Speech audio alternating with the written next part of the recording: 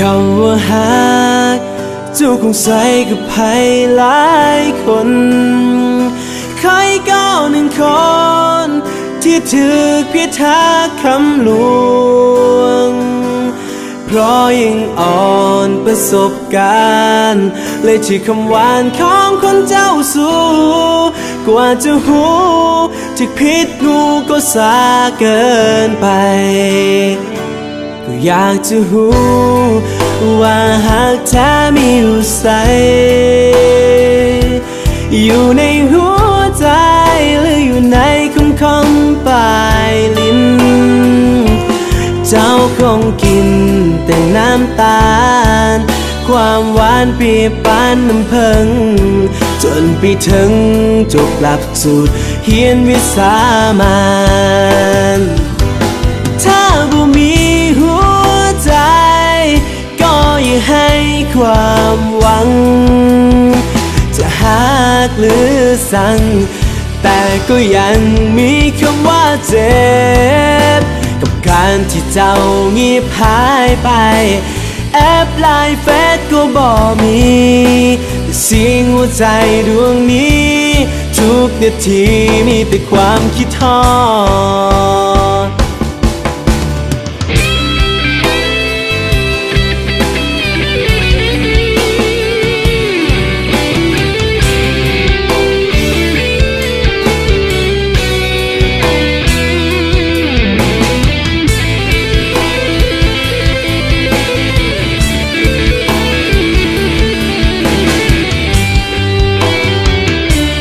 อยากจะรู้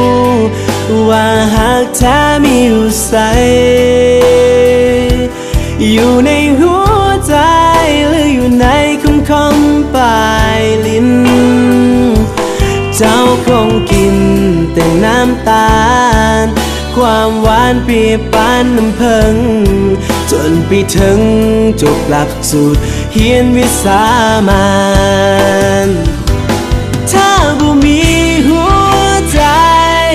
ก็อย่าให้ความหวังจะหักหรือสั่งแต่ก็ยังมีคำว่าเจ็บกับการที่เจ้าเงียบหายไปแอปไลน์เฟซก็บ่มีเสียงหัวใจดวงนี้ทุกนาทีมีแต่ความคิดทอดถ้าบ่มีหัวใจก็อย่าให้ความหวังจะหักหรือสั่งแต่ก็ยังมีคำว่าเจ็บกับการที่เจ้าเงียบหายไปแอปไลน์เฟซก็บ่มีแต่เสียงหัวใจดวงนี้ทุกนาทีมีแต่ความคิดฮอด